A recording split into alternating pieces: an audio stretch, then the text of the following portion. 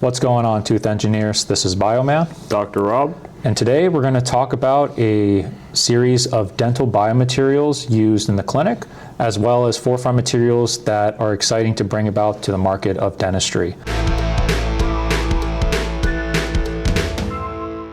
So it's to my knowledge that there are a lot of materials out there used for different applications of dentistry, including crowns, fillings, as well as materials that are for pulp capping, which essentially is a filling that helps also restore the function of the pulp.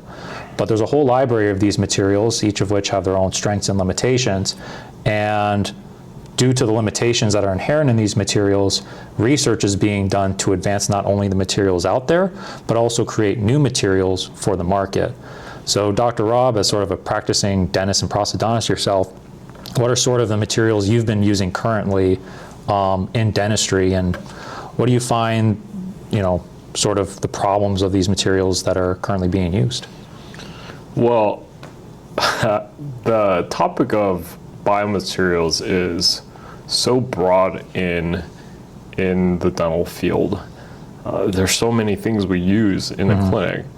I think the basic categories would be metals, ceramics, polymers, composites, like combination products, and possibly like biomaterials such as like hydroxyapatite, like you're able to incorporate it in. So yeah, we use everything that would be considered biomaterials. Well, I guess if I were to interject and sort of ask from a patient-specific context, there's this huge library of materials, like you've mentioned, and they're used for different applications in different parts of the workflow in dentistry. When you're sort of sitting with the patient and thinking about what procedure needs to be done, and you have an array of materials, what allows you to build rationale as to what materials work better than others in certain patient contexts? Like what's sort of going on in your mind when you're thinking about, when you want to do an impression, whether you use alginate or something else, for instance? Well, again, I think it all boils down to the needs of the patient, what type of treatment we're providing the patient. So when we are dealing with the craniofacial area, a lot of, the teeth, their function mostly is like there's a load-bearing element due to the chewing, mastication cycle. There's aesthetics that we have to match because dentistry, there's a huge aesthetic, artistic component to it because of how it affects the way a person is portrayed in their day-to-day life. So sometimes when we're doing a crown, we have to make sure that we customize those crowns to adapt and blend in well with a patient's existing tooth structure. So again, I'm speaking very broadly, but again, it's a combination of science and art that really dictates how we utilize these biomaterials. Right. But also, like, depending on the treatment type, I think what is available to us as of right now in the clinic is finite. Got you. Well, I think if we want to talk specifically about restorations, because I think that's really where material selection rationale becomes important, particularly in the field of prosthodontics, where you guys are creating new implants, right? So if we were to talk about sort of what's currently being used in the implant field, there's still obviously a lot of materials, and I know there's like, three major commercially used ones, which are the zirconiums, the lye dyes, and the ceramics. At least those are, to my understanding, these are the crown components. The resins, there's again a large library of these. Talk to me sort of about, as a practicing prosthodontist, what you think about when it comes to material selection in the implant space. Do you sort of, as a practicing dentist yourself, sort of work with one set of materials that you're very adamant about? Are you somewhat open-minded with materials for different patients? Do you sort of work with what new materials come out on the market and test with those? So let's kind of focus the conversation, as you mentioned, a lot of materials used in dentistry and especially implants, but what sort of, in that context of, for the patient that's sitting right in front of you, what goes on in your mind when it comes to, let's use this material versus that material? Well, I think everything boils down to evidence-based dentistry. Okay. So there has to be, for the dental field to accept a material, there needs to be a lot of like follow-up, retrospective, prospective studies on how effective these materials are. These materials definitely have been vetted for a long time. Titanium implants, for instance, it's been around, well, the concept was incepted in the 1950s by P.I. Brandmark. So he did studies on a rabbit, accidentally found that these titanium rods in several weeks just fused to the bone. And this, like, he was investigating something else, but by chance he saw this phenomenon, and that's pretty much how this field came about.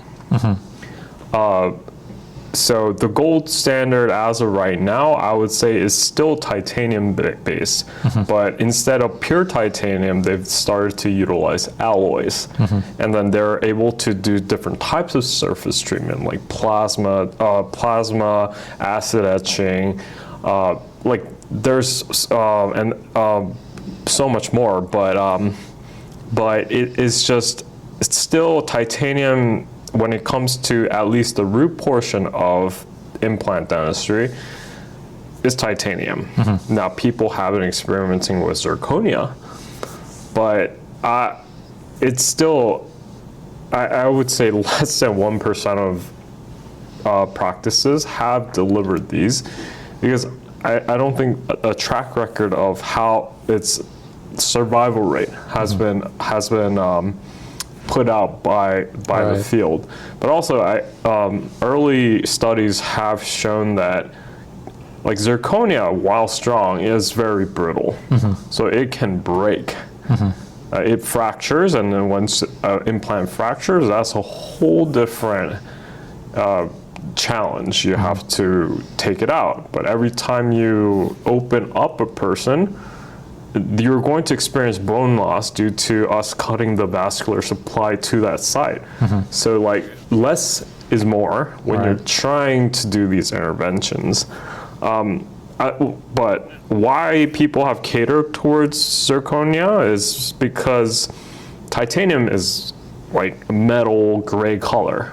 And sometimes, if a person has what we call high smile eye, where they're showing their gums, sometimes they see that gray area, and then so the field wanted to try to address that aesthetic issue and experiment and see if zirconia implants would take effect and, like, be a possible replacement for titanium. But still, the gold standard for treatment would be the titanium-based implants in dentistry. And it seems like this catch-22 not only applies to the crowns, but also fillings as well, where essentially patients and dentists sort of have the situation where they're either having slightly more functional and reliant materials by strength, but they're not aesthetic, or we have the more aesthetic-pleasing materials. Again, this applies to both crown and fillings, but they last a lot, not shorter, but they have more of a shorter clinical lifespan, essentially, where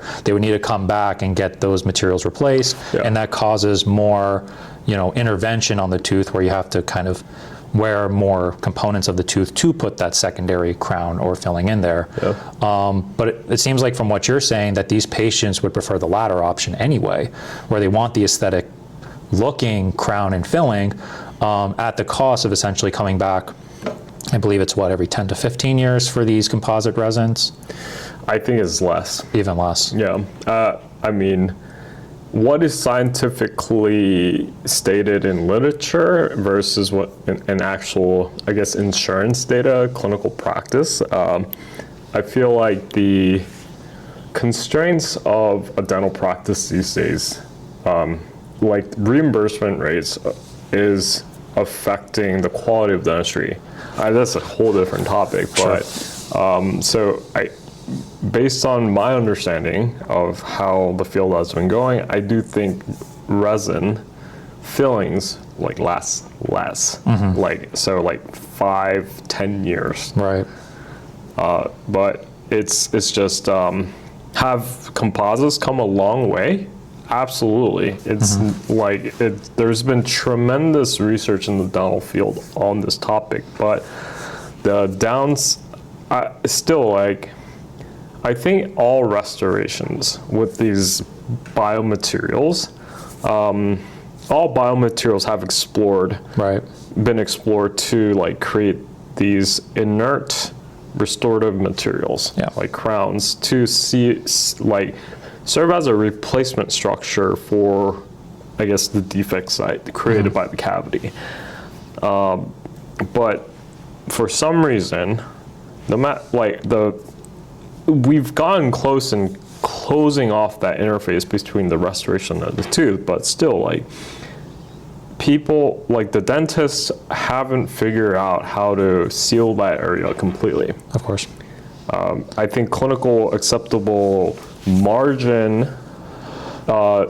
distance between restoration and cavity ranges anywhere from 100 to 200 microns based on the literature you're citing. And you would consider that relatively big. That is big in this context of cells and bacteria. Correct, yeah. MSCs are very large cell type and they're 30 microns, and bacteria is probably in the 5 microns or less. Right. So So the cells that are necessary to heal this area have a much harder time to get along that region than bacteria that starts basically destroying your tooth. Yeah. So that becomes a big problem then, because then these temporary clay-like materials basically mitigate the good components of your mouth from getting to that area that's defective, but allow bad things like bacteria as a result of, low pH environments to get in. Yeah. No, here's what I've come my conclusion for practicing for about 10 years. So since finishing dental school in the 2010s, I think all man-made objects break, and especially in the mouth. The mouth is a harsh environment, and there is a lifespan of these materials in the mouth due to the amount of load we are putting on these restorations, as well as it's just, I think the pH variability also affects the strength, the seal of sealants, interfaces, cements, all that. It's just, they're all affected due to us putting stuff in our mouth, right? So I think that's why the field again, dentistry has come a long way in the past century, and even the past few decades. We've made a lot of advancements, but I think the missing opportunity, or the area we still have to venture into, is regeneration. Right.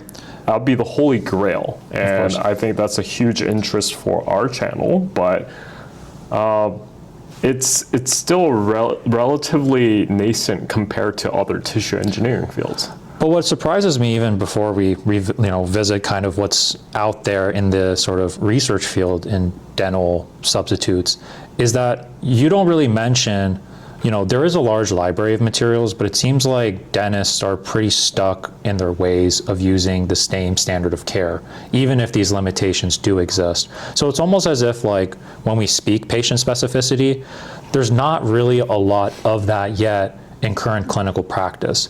There's a lot of materials, but dentists know that these 3 or 4 will pretty much do the best job, even though they have these limitations such as cracking under pressure, or for filling just erode with, a short amount of clinical time. Yeah. No, I mean, that's a great point you raise. I think that inertia you speak of results from a few places. Yeah. First, but like you mentioned, it's just there's so much stuff in the clinic. It's just that dentists will end up using, I don't know, I would say like if there are 100 materials in dentistry for fillings and crowns collectively, the dentists are using the same 3 or 4 of them.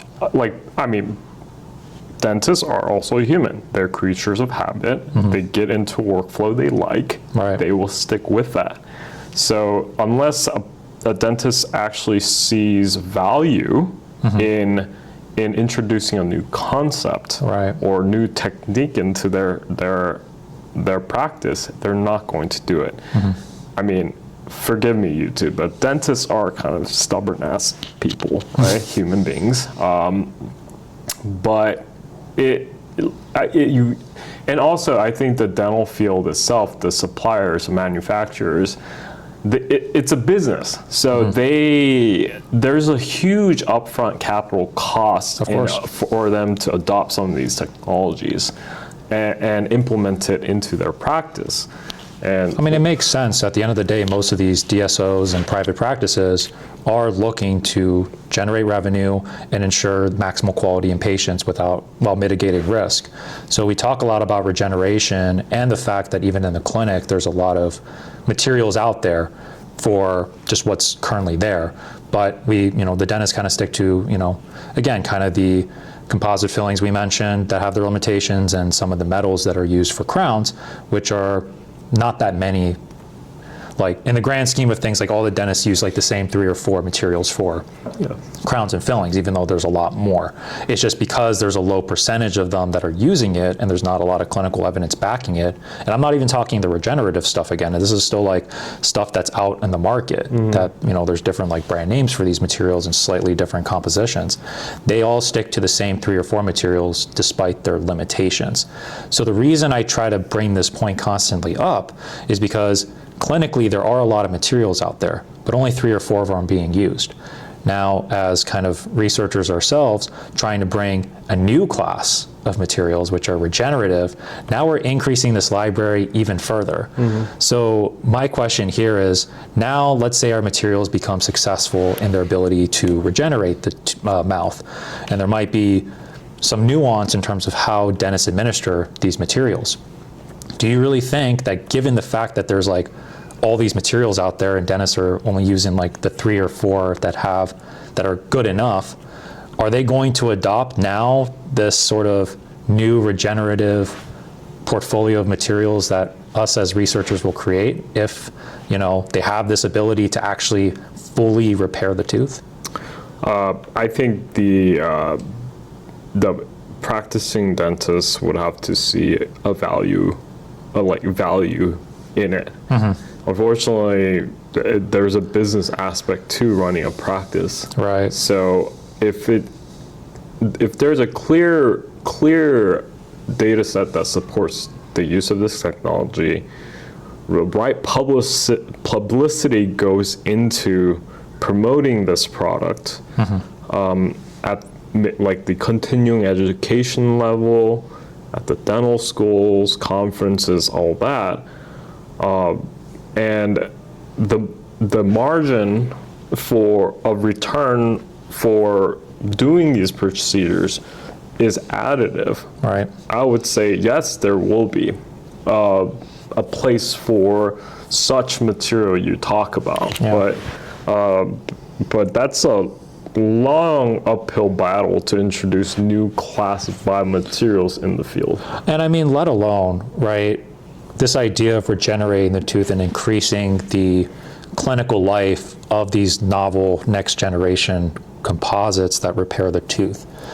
I also kind of think of this as a bottom line sort of issue where, let's say the Holy Grail gets achieved by us or any group in this field that fully repairs the tooth back to its new structure.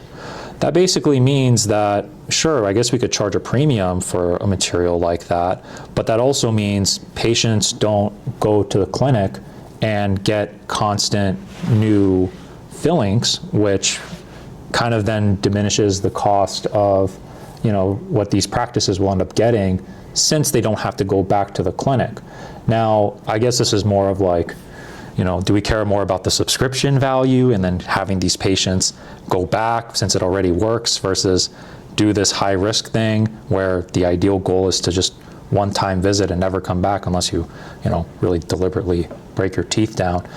Do you think from that standpoint where dentists can adopt this like one time and go, never come back to my office again with a treatment like this, would you think they'd want to accept that in the cost of not seeing their patients as much?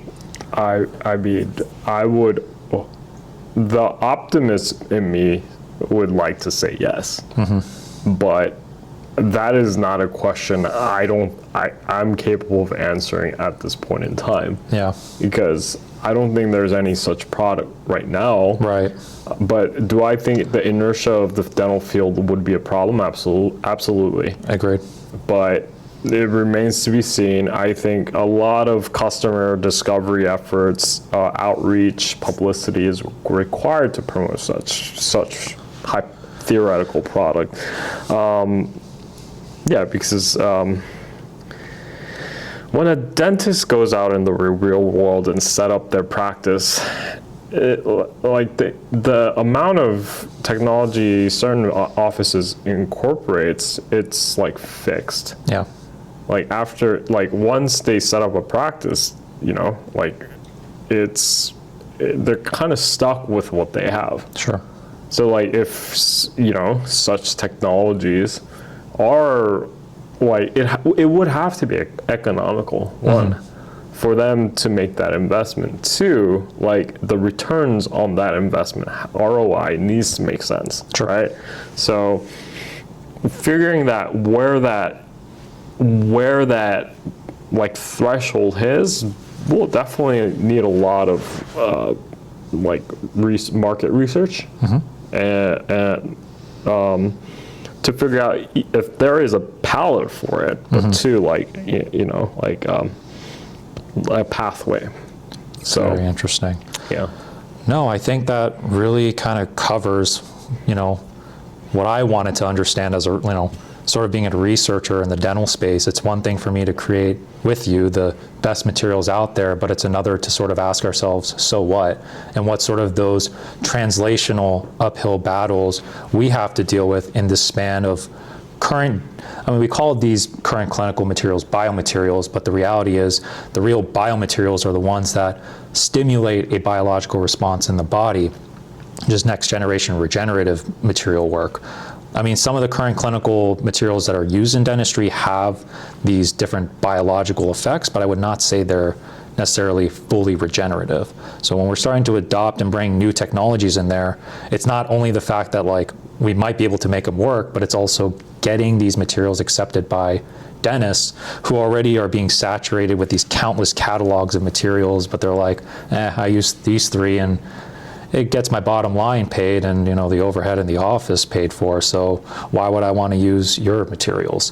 So I think really, we made this talk a little longer as it's very important, but we wanted to emphasize sort of innovation being very important in this space, but also understanding in this material space why we're creating this and who is this material going to address, such that we're helping both the dentist as well as patients.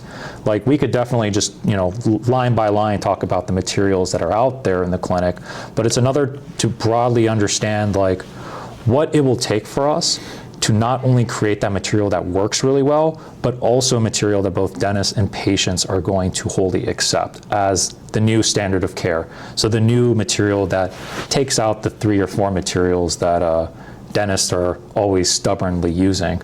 But we're happy to talk more about these topics if you guys are interested in specific standard materials used in the dental space. If you guys have any questions, like, comment, and subscribe. And until then, this is Bioman, Dr. Rob, and we'll see you next time.